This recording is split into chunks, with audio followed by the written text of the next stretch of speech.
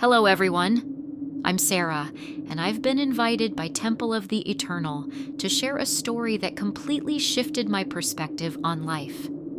It began with the smallest clue, a lone white feather resting on my windowsill. That seemingly harmless discovery led to a series of unexplainable events, lights flickering at the exact same time each evening, a mysterious warmth in the coldest corners of my house, and even a gentle glow appearing in my living room.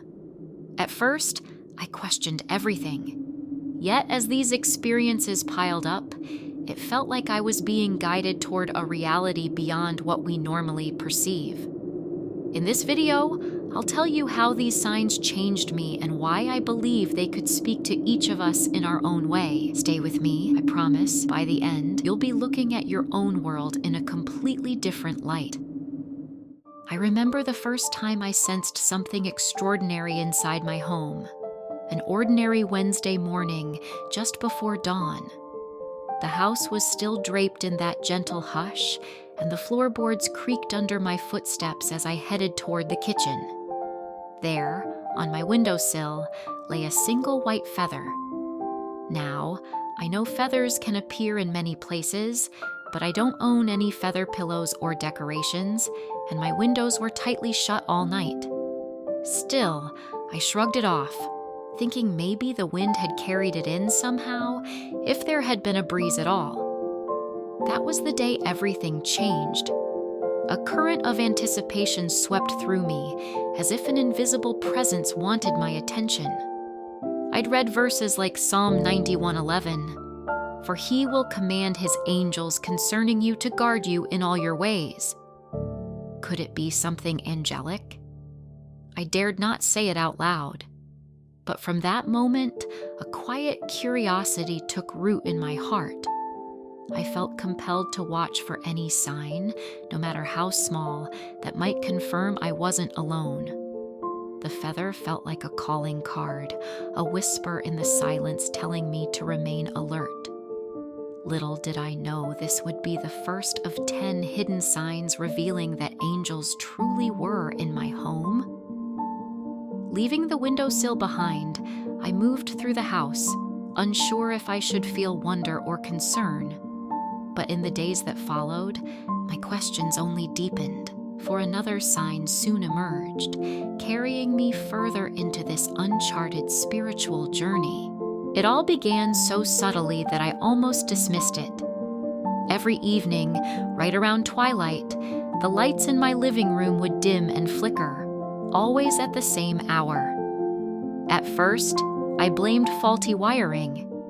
I even called an electrician who inspected every corner and found nothing wrong. One evening, as the setting sun cast golden rays through my curtains, I watched the lamps flicker yet again. It felt strangely timed, as though someone beyond my line of sight was trying to capture my attention, the way you might flash a light to signal a friend in the dark. I recalled Acts 12:7, where an angel appeared to Peter in prison and a light shone in the cell, reminding me that biblical accounts often link angelic presence with sudden brightness. This second sign rattled my skepticism. If the feather was a gentle tap, this light phenomenon felt like a direct knock on my door. Alone in my living room, I whispered, "If you're out there, I'm listening." A warmth spread through me, part awe and part apprehension, like stepping onto a path with no clear endpoint, but feeling guided just the same. Though the flickering lights were compelling, I needed more clarity. Little did I know the next sign would come not from something I saw, but from a sensation that would envelop my entire being. I was heading upstairs one brisk morning, the chill of early autumn creeping through the walls. Yet as soon as I set foot on the landing, a sudden warmth wrapped around me, like stepping into a pocket of summer air in the dead of winter. It wasn't the heating system. My thermostat clearly read 65 degrees, and the rest of the house remained drafty and cold. This warmth felt alive. There was a subtle radiance to it that defied reason, an invisible embrace that set my heart racing. For a moment, my mind went back to 2 Kings 6:17, where Elisha prayed for his servant's eyes to be open to the fiery chariots of angels all around them. Could angels manifest themselves through heat or light? I closed my eyes, uttering a quick prayer, letting the gentle glow seep into my spirit. In that fleeting encounter, I realized angels may not always appear with wings and robes. Sometimes their presence is felt rather than seen. This third sign gave me the oddest mix of comfort and wonder, a sense that a protective force was enveloping my home, bringing hope to every corridor. Still floating on the warmth I couldn't explain, I moved through the week with renewed expectancy. Soon, however, I would discover that angels could communicate in ways far beyond physical sensations, delivering messages directly to my soul. Late one evening, I lay in bed, drifting between wakefulness and slumber, when the faint sound of singing reached my ears. It was neither the radio nor the hum of neighbors. This was melodic and ethereal, like a choir barely audible, hovering just beyond the edge of consciousness. I sat upright, straining to catch every note, but each time I tried to focus, it faded, then returned anew like a gentle tide. For days, the memory of that mysterious choir haunted me. Psalm 42:8 danced in my mind. By day the Lord directs his love. At night, his song is with me. Could I truly be hearing angelic voices praising God in my own home? The idea felt too grand, yet I couldn't dismiss it. I kept a journal by my bedside, jotting down every snippet I could recall, melodies that rose and fell with an otherworldly grace. In those moments of hushed awe, the fourth sign revealed itself. Angels could fill my nights with an echo of heaven's own chorus, even if only for fleeting moments. Though the songs left me yearning for more, they also prepared me for the next encounter, one that would test my courage and remind me that angelic activity can protect us in dire moments, often unseen until the last second. The next sign arrived during a near accident in my kitchen. I was cooking dinner when a sudden spill of oil ignited flames on my stovetop. In panic, I reached for the fire extinguisher, but my grasp slipped. It fell to the floor, skidding just out of reach. My heart hammered in my chest as I could already smell burning plastic. But then, inexplicably, the flames diminished as though a gust of wind had blown through the room. Within seconds, everything was calm, the fire gone, leaving behind only a faint smoky haze. I sank to my knees, trembling from the close call. The rational part of me insisted it must have been a natural phenomenon. Maybe the oxygen flow shifted. But the deeper part of me knew better. Psalm 34:7 rose in my thoughts. The angel of the Lord encamps around those who fear him, and he delivers them. In that moment, the fifth sign became impossible to ignore. Angels often arrive to protect us, sometimes in the form of improbable coincidences, and I had just witnessed one of those miraculous interventions firsthand. Saved from the brink of disaster, I found myself reflecting on the subtle ways angels can guide and shield us. Yet I was about to discover another dimension entirely, one involving dreams that reached beyond the veil of the ordinary. Soon after the kitchen incident, I began having the most vivid dreams, each one bathed in a heavenly luminescence, with figures clothed in robes so white they almost glowed. Their faces were kind but powerful, radiating wisdom that words fail to express. In these dreams, I never felt fear, only an overwhelming peace that lingered long after waking. It was as though a door had opened in my subconscious, allowing glimpses of a spiritual realm. Every morning, I'd record these dreams, trying to capture the details before they faded. Sometimes, I saw angels standing by my bed, their presence a silent promise of protection. Other times, they seemed to guide me through parables or biblical scenes, echoing passages like Matthew 4:11, where angels ministered to Jesus. This sixth sign reminded me that God speaks in many ways, including through our resting minds, bridging heaven and earth when our defenses are low and our hearts are open. Enriched by these celestial dreams, I felt a renewed sense of purpose. Yet angels can also communicate through small, nearly imperceptible hints in our everyday routines. And as the next sign unveiled itself, I learned how paying attention to little details can reveal big truths. It started subtly, the same numbers appearing everywhere, on receipts, on the clock, even on license plates. I'd glance at the time to see 3:33 or 4:44 repeatedly. At first, I dismissed it as coincidence, but then I stumbled on little notes around my house. A post-it reminding me to pray was stuck on a book, though I had no memory of writing it. Another day, a crumpled piece of paper on the floor read simply, "Trust." I felt certain I wasn't placing these items around myself. Were angels leaving gentle reminders? Hebrews 13:2 echoed in my mind.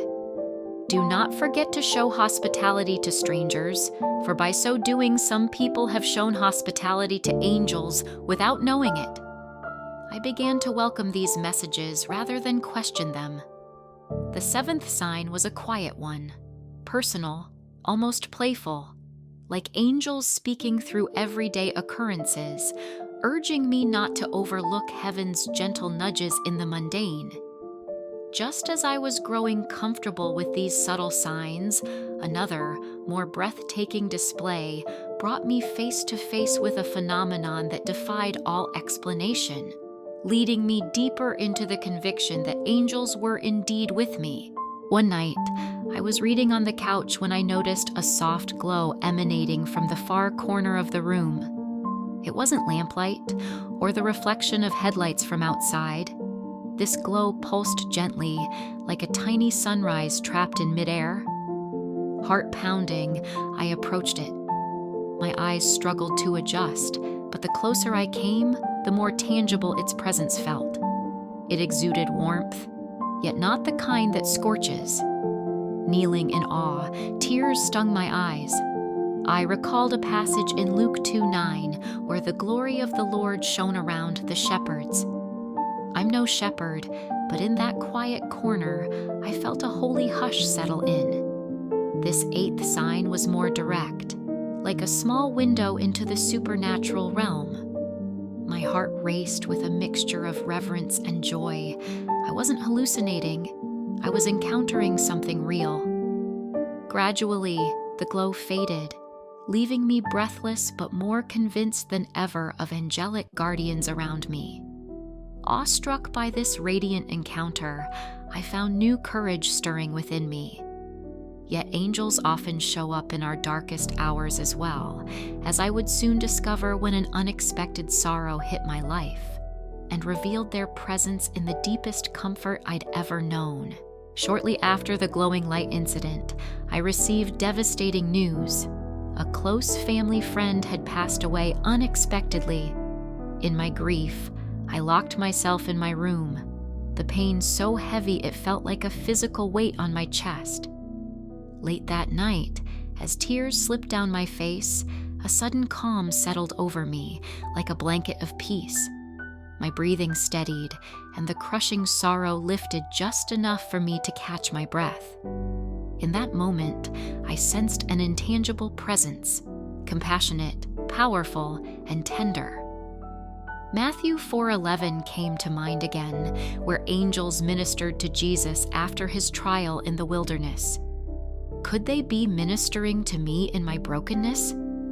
The ninth sign shone through in the form of inexplicable comfort and hope amid grief. Sometimes, angels arrive not with spectacle, but with a gentle solace that reminds us we are not alone in our pain. Yet even this deep consolation would be but a glimpse of the final sign, one that would tie all my experiences together and demonstrate that angelic activity is as much about guiding us toward God's truth as it is about protection and comfort. In the dim early morning light, I awoke to a sense of expectancy. It was as if the air in my bedroom vibrated with promise. Rising quietly, I sat in my favorite armchair, Bible in hand, and prayed. That's when I heard it, a gentle whisper in the stillness, as though spoken directly to my heart. No audible words, but the message was crystal clear. You are never alone. My angels walk beside you. A profound clarity took hold of me.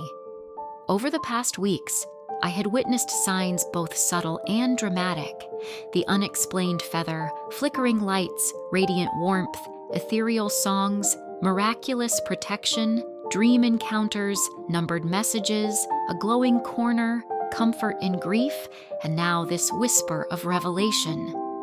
Each sign had been woven into my story like threads forming a tapestry, reminding me of the unseen realm. Psalm 91 once again echoed in my thoughts, reinforcing that God's heavenly hosts watch over us in ways we rarely imagine. This 10th sign didn't need to be accompanied by bright lights or orchestral music.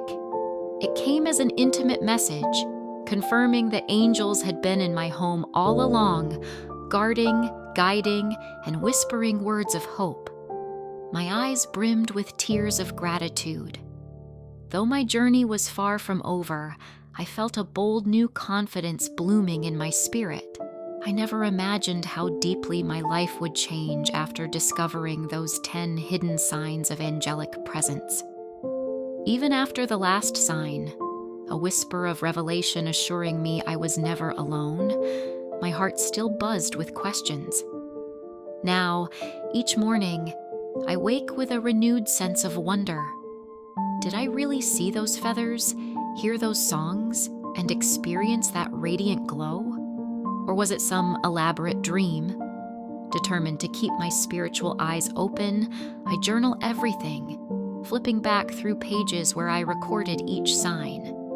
The words evoke vivid memories: the gentle warmth on the landing, the dream visits with luminous figures, and the inexplicable feather that started it all. Yet a new restlessness stirs within me. Is there more to learn about angels or about my own calling in this journey? Hebrews 1:14 whispers in my mind, "Are not all angels ministering spirits sent to serve those who will inherit salvation?" Perhaps I'm meant to share these truths, to go beyond my own walls and invite others to see the invisible at work in their lives. But how? The thought both excites and unnerves me. Little do I know, fresh revelations and fresh challenges are on the horizon. Buoyed by hope and curiosity, I begin to step out, searching for glimpses of angelic activity beyond the confines of my home. Yet what I find next will challenge me to see with new eyes and trust that angels don't always appear in the ways we expect. I used to think that angels only operated in private spaces, but then an unexpected invitation arrived. A local faith-based conference wanted me to speak about my experiences. The organizer, a warm woman named Rebecca, had heard a snippet of my story and felt compelled to reach out. My immediate response was fear. How could I stand before strangers and recount my encounters with the divine? I prayed fervently, searching my heart for guidance. One evening, as I flicked on the living room lamp, I caught the faintest shimmer near the bulb, just like the flickers I'd first noticed when angels tried to get my attention. A calm assurance washed over me. I remembered Acts 18:9, where God encouraged Paul in a vision, "Do not be afraid, keep on speaking, do not be silent." Taking that as a sign, I said yes. The next few days were a whirlwind of preparations, scribbled notes, rehearsing at my kitchen table, praying through stage fright. The more I leaned into faith, the more I felt a gentle presence guiding me. It was as though unseen hands steadied mine whenever I trembled. This new door had opened, and I sensed it was all part of the divine orchestration swirling around me. Still, I had no idea that the morning of the conference would bring a profound lesson, one that would remind me just how powerfully angels can intervene when we face moments of uncertainty and doubt. The day of the conference dawned clear and cool. My nerves felt like a storm raging beneath a deceptively calm sky. I arrived at the auditorium early, scanning the rows of empty chairs under bright stage lights. My heart pounded. Was I ready to publicly speak about such personal, supernatural experiences? A small voice in my mind whispered, "You're not qualified. This is too much." Moments before stepping on stage, I slipped into a backstage corridor to breathe and pray. My palms were sweaty, my throat tight. Suddenly, the lights overhead flickered just once, then steadied. Ordinarily, a flicker might go unnoticed, but in that instant, it felt like an unmistakable signal, a reminder that angels were near, supporting me. Joshua 1:9 stirred in my memory. "Be strong and courageous, for the Lord your God will be with you wherever you go." Walking onto the stage, I felt a warmth flow from my core, quieting my racing thoughts. I began sharing my story about the feather, the dreams, the protective interventions. Looking out into the audience, I spotted tears, nods, and expressions of wonder. Even the skeptics seemed touched by the simple sincerity of these accounts. As my talk concluded, a round of applause washed over me. But the impact of this sharing went beyond that stage. It sparked questions, invitations, and even doubts that would push me to explore how angels might reach others in pain or confusion. My next discovery would reveal just how significant a single kind word can be in the hands of the divine. A few days after the conference, I stopped at a neighborhood cafe for a quick cup of tea. While waiting in line, I noticed a woman near the corner table, hunched over, eyes brimming with tears. My first inclination was to mind my own business, but something stirred within me, an undeniable nudge to approach her. I slid into the seat across from her, gently asking if she was okay. Her story poured out. Recent job loss, eviction threats, a sense of hopelessness. Her desperation was palpable. I offered words of comfort, referencing Psalm 34:18, "The Lord is close to the brokenhearted." She seemed hungry for hope, soaking in each word. Suddenly, she clutched my hand and said, "I had prayed for a sign that God still listens. Then you walked up." A shiver coursed through me. Could angels have orchestrated our meeting? It dawned on me that angels don't only manifest in dramatic lights or feathered wings. They might also guide us to be someone else's miracle. Leaving the cafe, I felt both humbled and uplifted, carrying a renewed conviction that the unseen realm often works through simple human encounters. Yet as the days passed, I sensed a new kind of spiritual tension brewing. Angelic signs aren't always met with applause and understanding. My willingness to speak out soon exposed me to unforeseen skepticism and challenges that tested my resolve. In the weeks following the conference, I began receiving messages, some from people grateful for my testimony, others from skeptics eager to debunk my experiences. A local podcast host even invited me to defend my claims on air. At first, I hesitated. I wasn't looking to argue, just to share what had transformed my life. Nevertheless, curiosity got the better of me. I appeared on the podcast, facing questions about hallucinations, coincidences, and the power of suggestion. Under the bright studio lights, a faint swirl of anxiety twisted my stomach. But as I spoke about each angelic sign, I recalled 1 Peter 3:15, which urges believers to always be prepared to give an answer, but do this with gentleness and respect. Though the host's questions grew increasingly pointed, I sensed a calm presence settle around me, like invisible hands guiding my words. Surprisingly, by the end of the segment, the once skeptical host admitted, "I'm not sure I believe it all, but I can't deny your sincerity." I left the studio feeling exhausted yet affirmed, realizing that doubt is natural but cannot overshadow genuine encounters with the divine. The surge of public interest in my story continued, bringing with it not just skeptics, but also individuals desperate for hope. And it was one such individual who led me to the next profound revelation, a glimpse of angels moving in the midst of heartbreak. One night, I received an email from a man named Thomas.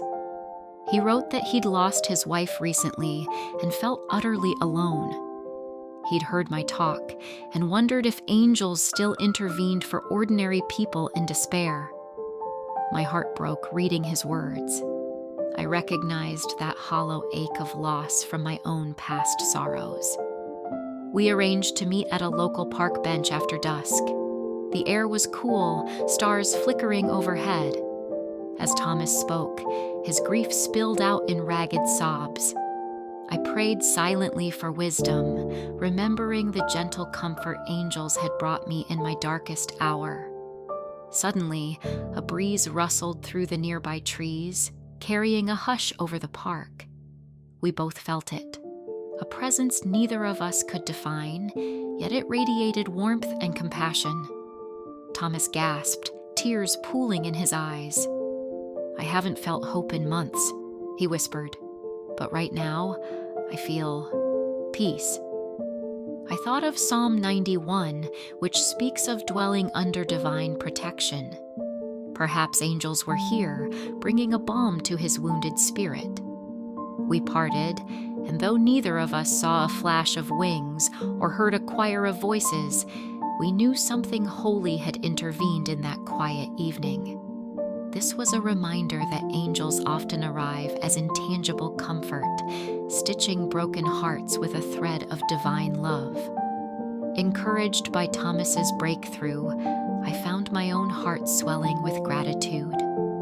Little did I know that another storm was about to roll into my life, one that would reaffirm the angelic guardianship over our mundane struggles. A sudden health scare jolted me out of complacency. I woke one morning with severe chest pains, struggling to breathe. Fear gripped me as I dialed for medical help, convinced I was facing a dire emergency. Paramedics arrived, rushing me to the hospital. Time blurred, my senses overwhelmed by the sterile brightness of fluorescent lights and the incessant beep of monitors. Lying in the ER, my thoughts turned to angels. Had they abandoned me in this crisis? Then I felt it. A calm hand resting on my shoulder, though no one was there.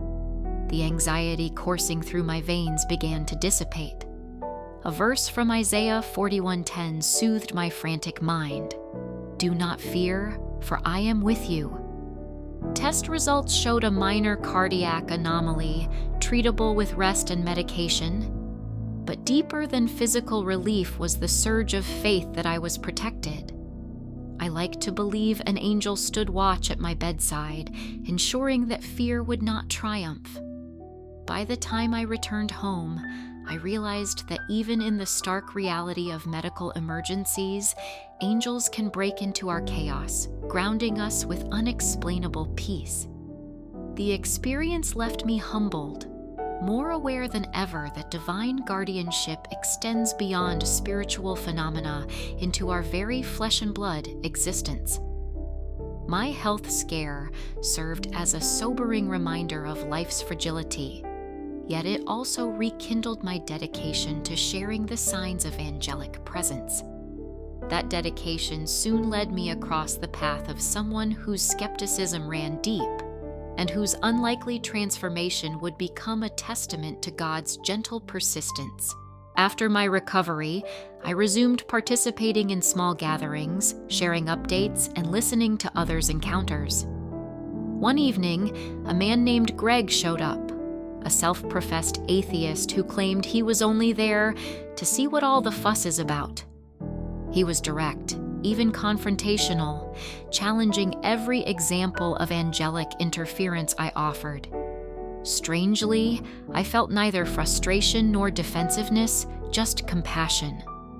I remembered my own initial doubts when I found that first feather. Could Greg be on the verge of a similar journey?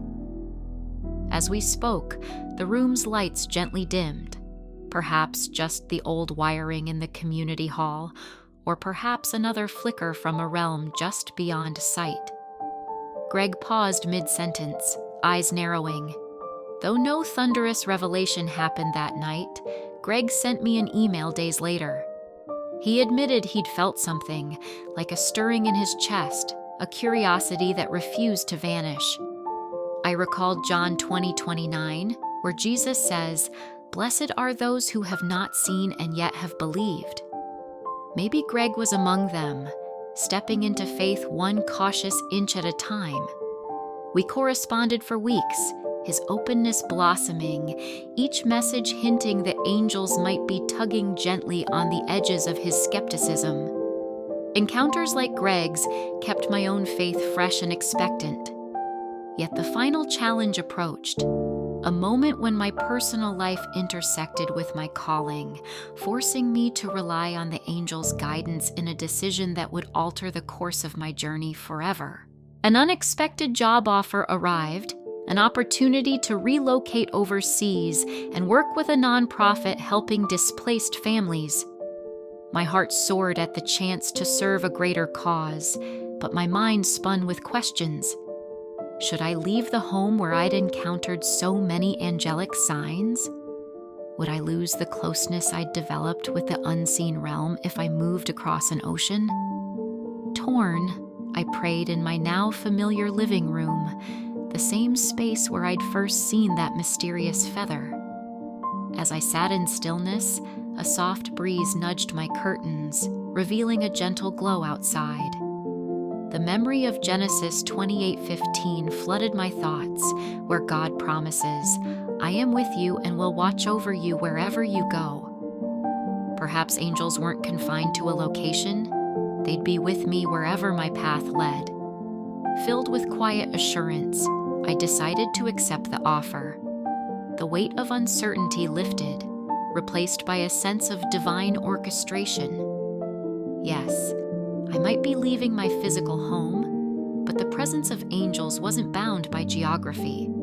This 9th step prepared me for the final sign, one that would confirm how angels transcend borders and follow us into every chapter of life.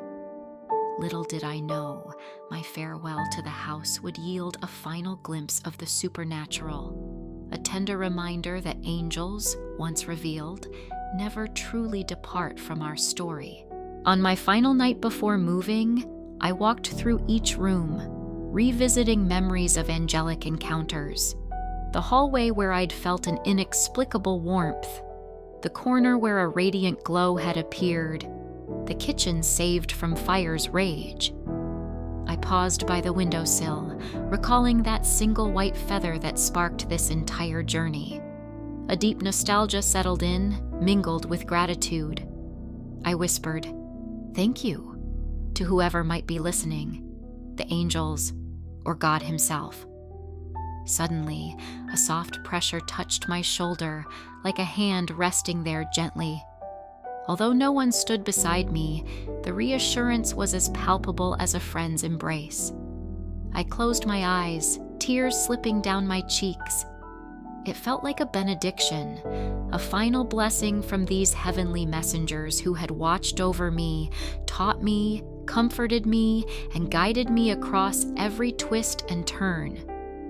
Leaving my home the next morning, I felt strangely light, knowing that the presence of angels doesn't hinge on an address. Exodus 23:20 resonated in my heart. See, I am sending an angel ahead of you to guard you along the way. Wherever my next steps take me, I will carry these memories, these signs of grace and love, and trust that angels walk with me still. Thank you so much for joining me on this 2-season journey, 10 hidden signs that angels are in your home. If you felt moved or inspired, please give this video a like and share your own experiences with angelic encounters in the comments below. Don't forget to subscribe to my channel for more stories, spiritual insights, and explorations of faith. Your support and personal stories make this community come alive. Remember, angels are closer than we think, and their signs can appear anywhere, so keep your heart open and your spirit ready. Stay blessed, and I'll see you in the next story.